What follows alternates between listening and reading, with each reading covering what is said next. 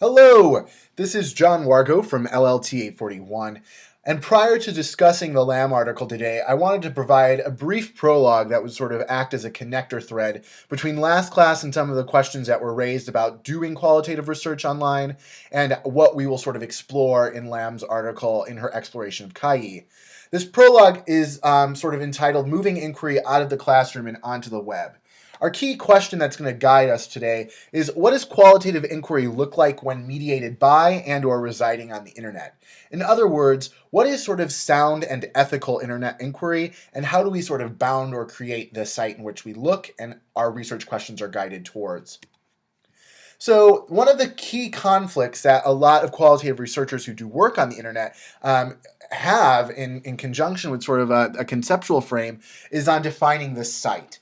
And so in this section, I'm going to preview three sort of schools of thought, each sort of with its own epistemology and background concerning method and methodology, and each with a very unique role of the researcher.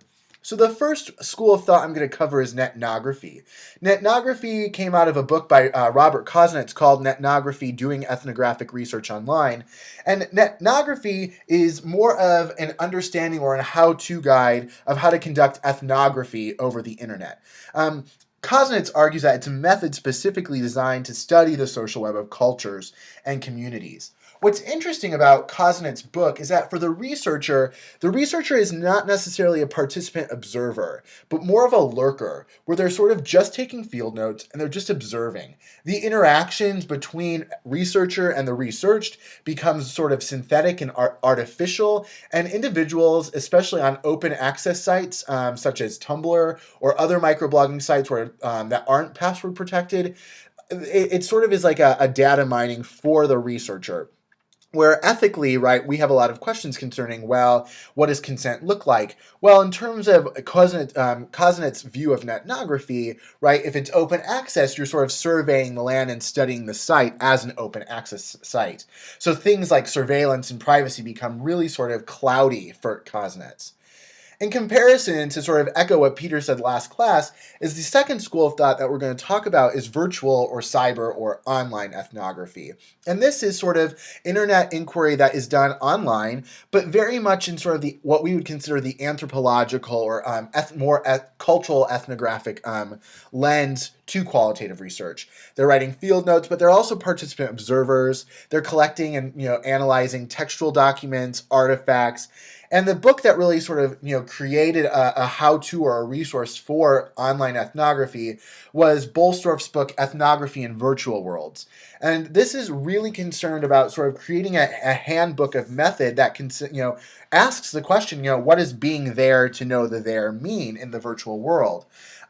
Virtual ethnography, right, can be thought of as an oxymoron, but the authors in this book really distill that ethnography for virtual worlds reveals that it's actually a hyper mediated place in which to do research, and one in which as sort of youth and youth culture and classroom spaces sort of become more linked together, one that sort of needs to happen.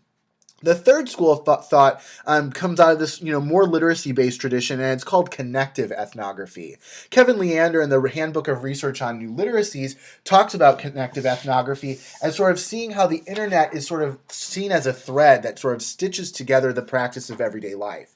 He argues that participants weave these social spaces and relations into their lives in such a way that the online is experienced as real and as commonplace, and that the transition between online and offline social spaces and identities may be less marked than researchers assume.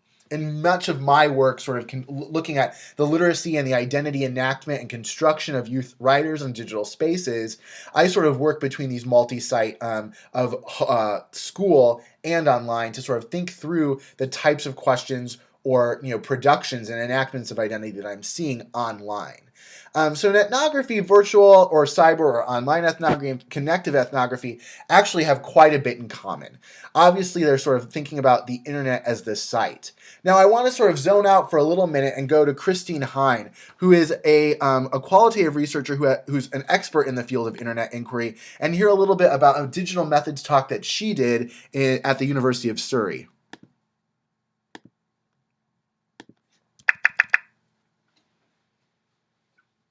In my talk today, I was trying to talk about the way that in several fields we want to understand everyday life. We want to understand mundane things, and we've always had parts of the social sciences working on unobtrusive methods where we don't have to actually ask people to tell us about their lives. And so I was looking at some different contexts in which we can use internet-derived data in some slightly unusual ways to look at mundane aspects of everyday life. So the way people respond to the television programs they've watched, or the way people talk about everyday parenting dilemmas. And we use the internet as a way of getting at some of those mundane everyday aspects of existence.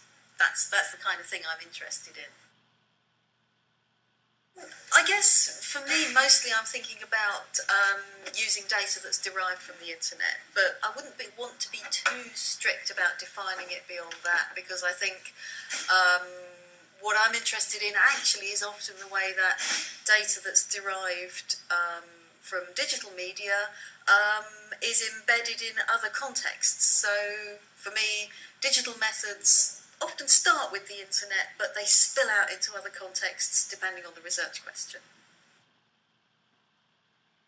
I don't do quantitative, so it'll be qualitative. I'm not sure there'll be three. I think for me, the interesting thing has been listening to people who used quite different approaches to the ones I use. So under this one umbrella of digital methods, I do qualitative ethnographic research, but we've heard from Axel and from Eric some much bigger scale projects, much more technologically sophisticated than the things that I do. But I think they've got a lot to say to each other. As the seminar series progresses, I'm hoping we can continue that very interesting dialogue between the qualitative and the quantitative, between the big approaches and some of the more kind of small-scale, in-depth approaches, because I think there's a lot to be gained from a dialogue between them as we look to digital methods in the future.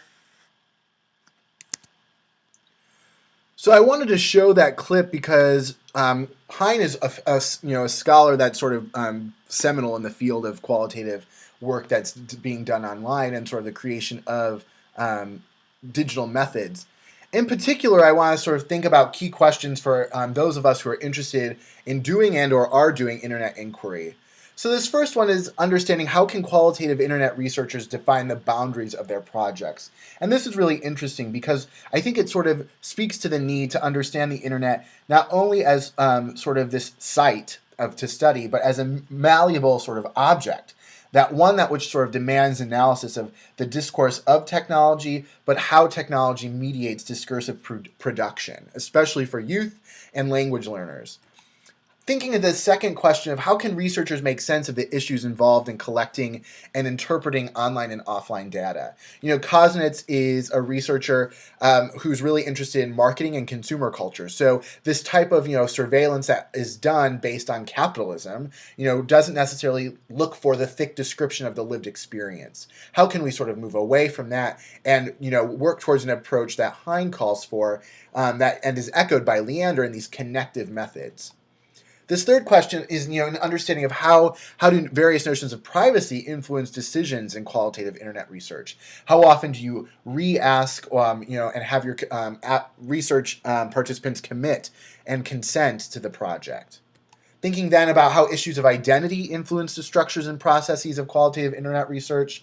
Obviously, race, sexuality, gender, ableism, and class are just some of the markers that will sort of come through, but the way in which these identity markers are then situated on the online and through the internet are very different than sitting in front of a person and asking them questions. And then finally, this is a question I want us to come back to as we sort of start to survey LAM. What constitutes quality in qualitative internet research? So let's make a way into LAM, but before we do, I just wanted to say that this is an ongoing debate, and there's not necessarily a one-size-fits-all approach. I just wanted to cover and sort of survey three of the central schools of thought concerning digital methods and qualitative research online, but want to make note also that it's very dependent on your own epistemology and research questions being asked. So let's examine LAM. So thinking about how would we classify the methodology and method Lam employs in her study of Kai. What are the ethical dimensions undergirding online ethnography? And finally, what is the network and or networks Kai moves across in operationalizing her hybrid identity? So as we close out here, and I connect to a very sort of online or not online, in-person Wargo, we're going to think about this term network and networks as we break into small groups and think about the construction of networks in Lamb's finding section. Thanks.